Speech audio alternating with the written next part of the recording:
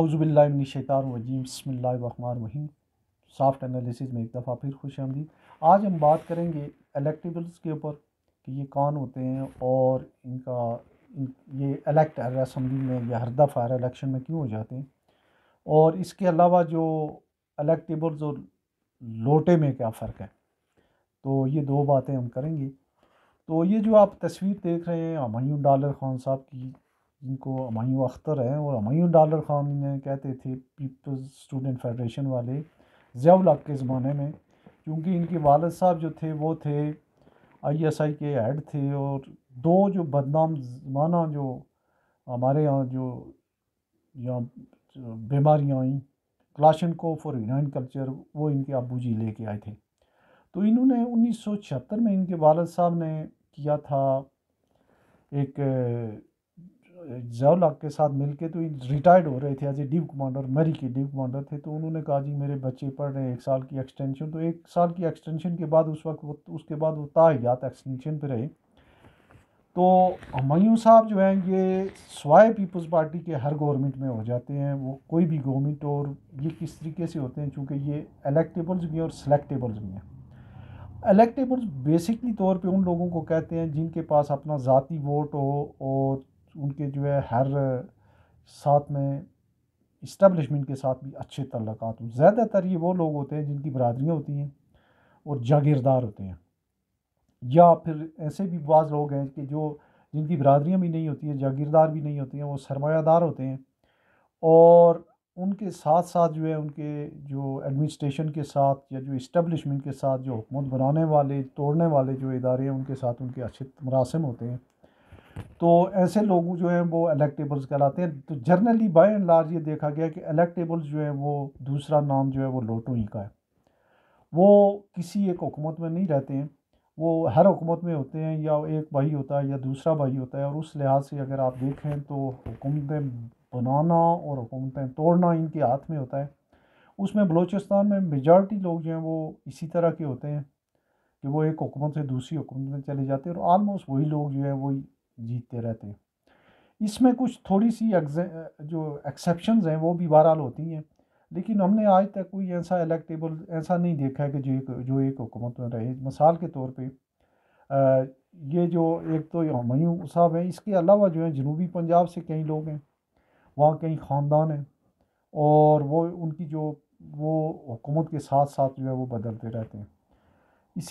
इसी तरह से अगर आप देखें तो जो हमारा KPK का इलाका है, उसमें जो शावर वैली है उसमें तो इस तरह के लोग नहीं हैं। एक हुमायूं सैफुल्ला ख़ानदान है, वो भी पहले इसी तरीके से होता था। गौर अयूब ख़ानदान भी इसी तरीके से होते थे। गौर अयूब के जो बेटे हैं उमर अयूब, उन्होंने इस दफ़ा पीपल्स सारी जो है PTI नहीं छोड़ी है।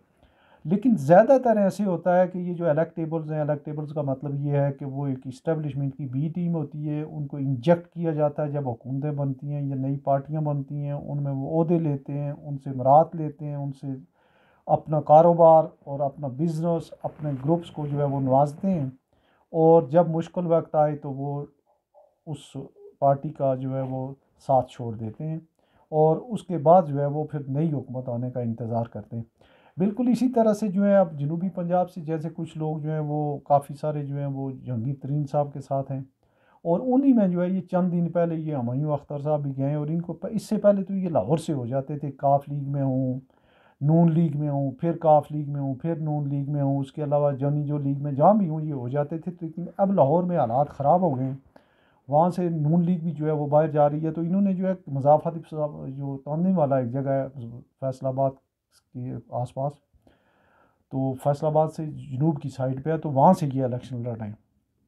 तो इसके साथ साथ जो है इनके जो और भी जो 10-15 मजबूत उम्मीदवार हैं उनमें इनका शुमार होता है।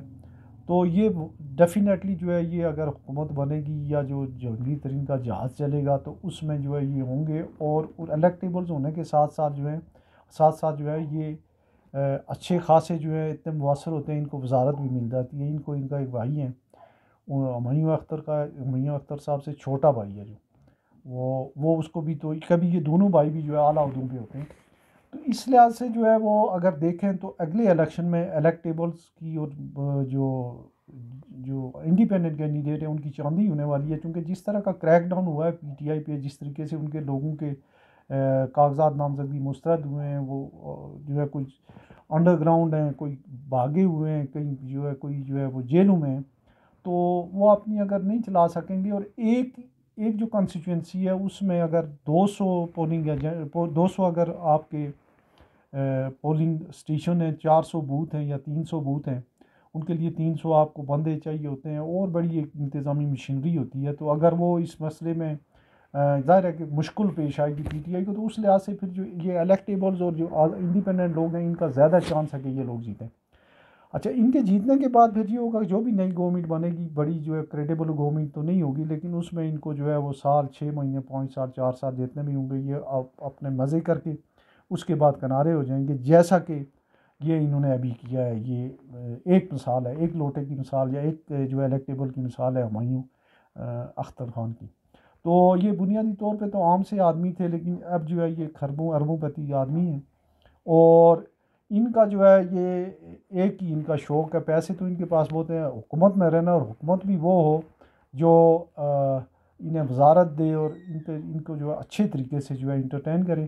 तो इस दफ़ा जो उन्होंने जो उन्होंने घोड़ा मुंतखब किया वो इस्तेकाम पाकिस्तान जो पार्टी है, जो पीटीआई का एक धड़ा है, तो धड़ा उन्होंने अलहदा करके जो है जंगी तरीन उसके साथ है। लाइक वाइज जो है इनके एक और साथी हैं, परवेज़ खटक साहब हैं, वो आ गए हैं यहाँ से केपीके से। तो उनके लिए तो ये है कि हज़ारा डिवीज़न और जो जनूबी जो उनके जो नादरन डिस्ट्रिक्ट्स हैं वहाँ से तो शायद ही कोई उनका बंदा जीते। अलबत्ता शावर वैली की बात नहीं कह सकते, वो उनका अपना इलाका है, लेकिन वो वोट लोगों के ख़राब करेंगे, और वो भी जो है इसी तरह की जो है वो सिलसिला उनका रहा है कि वो भी अपने आप को जो है किसी एक जगह पीपल्स पार्टी में उनकी ट्रेनिंग हुई है, और वो 5 साल वज़ीर आला रहे। उसके बाद जो है वो उन्होंने ख़ुद कहा है कि मैं इस ताक में था कि मुझे कब मौका मिलेगा मैं इमरान खान से बदला लूँगा। कोई उनका बदला था कि मुझे फिर दूसरी दफ़ा चीफ मिनिस्टर क्यों नहीं बनाया। तो ये जो है ये एक दूसरी मिसाल है। इसके अलावा एक तीसरी मिसाल जो है वो कराची में जो एमक्यूएम है, वो इलेक्टेबल्स तो नहीं है, लेकिन वो भी जो है वो तकरीबन इस्टेब्लिशमेंट के कहने पे ही जो है हर दफ़ा हुकूमत में चले जाते हैं, छोड़ जाते हैं, और उनका भी कोई जो है बलोचिस्तान का, और उनका भी बलोचिस्तान के बेशुमार लोग हैं वो, जिसमें ये सरफराज भुगती वगैरह, ये काकड़ साहब हैं, और ये जो हमारे स्पीकर साहब हैं, इस तरह के ये जितने लोग हैं ये सारे के सारे जो हैं कभी एक जमात में होते हैं, कभी दूसरी में। तो ये एक बड़ी तादाद में आवाम दुश्मन और जमहूरियत दुश्मन जो लोग हैं, और इस पूरे सिस्टम को जो रैप अप कभी भी होता है तो वो इन्हीं लोगों की वजह से होता है। ये हुकूमतों को जो है वो इनको ब्लैकमेल करते हैं, इनकी कोई पार्टी नहीं होती है, इक़्तिदार इनकी पार्टी होती है, और पीछे जो है इनके जो रिमोट कंट्रोल लोग होते हैं, और इनकी वजह से जो है ये हमारा जमहूरी पार्लिमानी सिस्टम जो है और सिविल सुप्रीमेसी जो है वो हमेशा से कॉम्प्रोमाइज़ होती है। और लोगों को चाहिए कि ऐसे लोगों को जो बार बार पार्टियाँ जो अपने ग्रुप चेंज करते हों, उनको कम अज़ कम वो आइडेंटिफाई करें, और ऐसे लोगों को जो अब किसी जगह पे ना रह सकें, मिसाल के तौर पे जैसे अभी परवेज़ इलाही साहब हैं या शाह महमूद कुरैशी हैं, उन्होंने एक करैक्टर दिखाया जैसा कैसा भी है। ये नहीं है कि कोई पीटीआई की बहुत अच्छी जो है वो परफॉर्मेंस रही है, लेकिन उन्होंने एक करैक्टर दिखाया, ठीक है, एक पार्टी एक एक दफ़ा उन्होंने छोड़ी, उसके बाद नहीं छोड़ी। लेकिन ये लोग जो हैं, इनसे लोगों से जो है ये हमारी सियासत जो है, सियासत के ऊपर, सियासत के जो माथे पे कलंक का टीका है कि ये जब भी कोई नई गवर्नमेंट बनने वाली होती है और जो नया सेटअप होता है उसमें ये मौजूद होते हैं, और इन्हीं को लोटे भी कहते हैं और इन्हीं को इलेक्टेबल भी कहते हैं। अपना बहुत सारा ख्याल रखिएगा। अल्लाह हाफ़िज़।